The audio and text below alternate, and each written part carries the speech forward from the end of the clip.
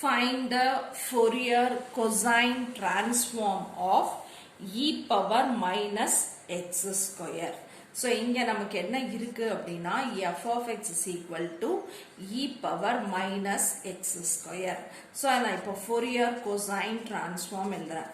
Fourier cosine transform. So, Fourier cosine transform fc of s is equal to integral 0 to infinity f of x cos sx dx. So, நம்ம f of x வந்து இங்க e power minus x square. So, நான் அதால replace பண்ணிடுறேன் 0 to infinity e power minus x square cos sx dx. Okay. So, இப்போ நம்ம என்ன பண்றோம் அப்படின்னா இப்போ நமக்கு என்ன இருக்கு fc of s is equal to integral 0 to infinity e power minus x square cos sx dx. Differentiate on both sides. Differentiate on both sides with respect to s.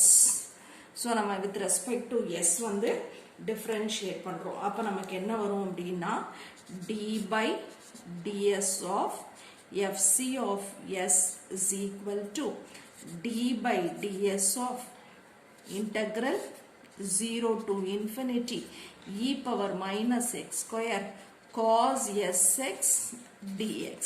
So, இந்த ஒரே ஒரு term தான் நமக்கு வந்து s term. இது மட்டும் நம்ம வந்து differentiate பண்ணணும். என்ன வரும் அப்படின்னா d by ds of fc of s is equal to integral 0 to infinity e power minus x square into minus x sin sx dx. Okay. So, இப்போ இது வந்து நான் minus வெளியே எடுத்துட்டேன் அப்படின்னா d by ds of fc of s is equal to minus integral 0 to infinity x e power minus x square sin sx dx. Okay. So, இப்போ இத வந்து use integration by parts. Use integration by parts. So, integration d by ds of fc of s is equal to minus common எடுத்துட்டு sin sx integral x e power minus x square dx. Limits வந்து 0 to infinity minus integral 0 to infinity d by dx of sin sx integral x e power minus x square dx into dx. இந்த minus வந்து ரெண்டுக்குமே common. Okay. So, இப்போ நான் வந்து இதோட வேல்யூவை நான் கண்டுபிடிக்கிறேன். Integral x square integral x e power minus x square dx இருக்கு இல்லையா, இதோட வேல்யூவை தனியா எடுத்து கண்டுபிடிக்கிறோம். Solving integral x e power minus x square dx. Okay. Put x square minus x square is equal to t. E power minus put minus x minus 2x is equal to dt by dx implies x dx is equal to minus dt by 2. Okay. So, இதை எடுத்து இங்க substitute பண்ணும். This is equal to integral e power t minus dt by 2. Okay. So, இதை வந்து நம்ம வந்து minus 1 by 2 integral e power t dt. So, இது வந்து minus 1 by 2 e power t minus 1 by 2 e power t. So, this is equal to minus e power t by 2 which is equal to minus e power minus x square by 2. Okay va. So, இதோட answer வந்து இது. Okay va.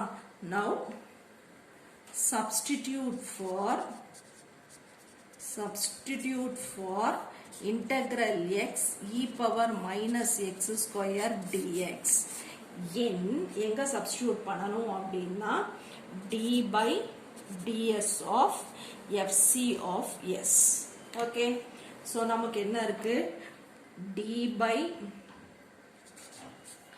ds of fc of s வந்து is equal to நமக்கு என்ன இருக்கு அப்படின்னா minus sin x. so இந்த இடத்துக்கு இதை substitute பண்ணிரும் e power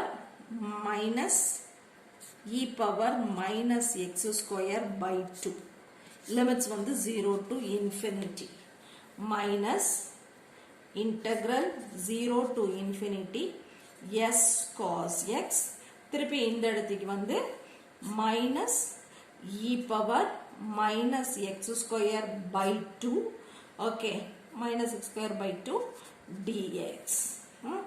so இதை simplify பண்ணும்போது நமக்கு என்ன வரும் அப்படின்னா minus into minus இங்க வந்து plus ஆயிடும் plus sin x e power minus x square by 2 இங்க வந்து minus into plus minus into minus integral 0 to infinity s cos x e power minus x square இங்க வந்து s இருக்கு இங்க 2 by 2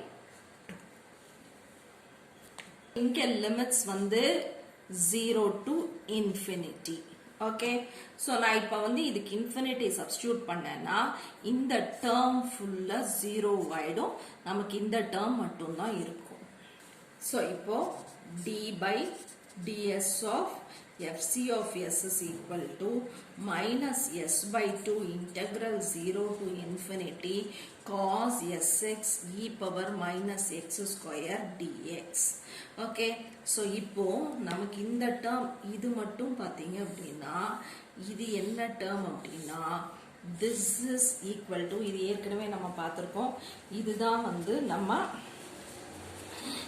fc of s எப்படி போடுறேன் அப்படின்னா d by ds of fc of s is equal to minus s by 2 into fc of s. now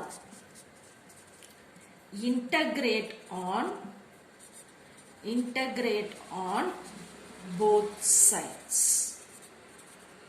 அப்ப நான் இதை எப்படி கொண்டு வந்துக்கிறேன்னா d of fc of s by fc of s is equal to minus 2 ds. இப்ப நம்ம வந்து integrate பண்றோம் on both sides. so the integral இதுவும் integral. okay, so இதுல இருந்து எனக்கு என்ன வரும்னா integral dx by x is equal to log x. இப்ப x இருக்கிற இடத்துல நமக்கு இது இருக்கு.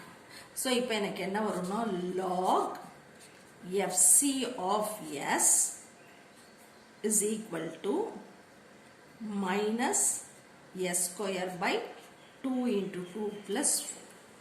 so இதுல இருந்து எனக்கு என்ன வரும் log fc of s is equal to minus s square by 4 plus c. so log of fc of s is equal to minus s square 4 by c. so இதை நான் எப்படி எழுதலாம் அப்படின்னா fc of s is equal to e power minus s square by 4 into e power c. okay, we have to find this c. find c. so put s is equal to 0. அப்ப இங்க எனக்கு என்ன வரும் அப்படின்னா இது full 0 substitute பண்ணும்போது fc of s is equal to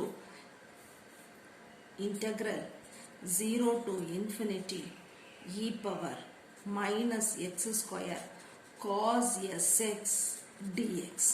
so நான் இங்க வந்து s in fc of s. okay, so இப்ப இங்க வந்து 0 substitute பண்ணனா cos 0 is equal to 1. so இது வந்து என்ன ஆகும் அப்படின்னா எனக்கு fc of s is equal to integral 0 to infinity e power minus x square dx னு வரும். ஓகே, ஸோ இப்போ இதை இன்டகிரேட் பண்ணுறதுக்கு put x square is equal to t. Okay, so இப்போ x square is equal to t ன்னு போட்டோம்னா 2x is equal to dt by dx. dt by 2x is equal to dx. Okay, so இப்போ இதை இங்கே substitute பண்ணுறோம். This is equal to integral 0 to infinity e power minus t. இது வந்து என்னது? dt by 2 into x க்கு வந்து x is equal to root t. So x is equal to root t. Okay, so this is equal to integral 0 to infinity e power minus t into t to the power minus 1 by 2. இந்த 1 by 2 நம்ம இங்கே எடுத்துட்டோம் அப்படின்னா dt. So இப்போ என்னோட fc of s is equal to 1 by 2 integral 0 to infinity e power minus t t power minus 1 by 2 dt. ஓகேவா? So நான் இப்போ அந்த 1 by 2 எப்படி எழுதுறேன் அப்படின்னா 1 by 2 minus 1 எழுதுறேன். ஓகேவா? So this is equal to 1 by 2 into integral 0 to infinity e power minus t e power 1 by 2 minus 1 dt. Okay, now I have gamma function. Gamma function என்ன அப்படின்னா root n is equal to integral 0 to infinity e power minus x x power n minus 1 dx. Okay, so இப்போ இங்கே n இருக்கிற இடத்துல எனக்கு இங்கே வந்து 1 by 2 இருக்கு. ஸோ இது வந்து என்னவா மாறிடும் அப்படின்னா this is equal to 1 by 2 into root of 1 by 2. So இது வந்து என்னவா மாறும்னா root pi by 2. root pi by 2. This is my e power c. So now fc of s is equal to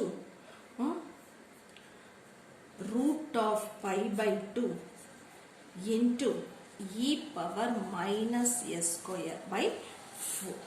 Okay.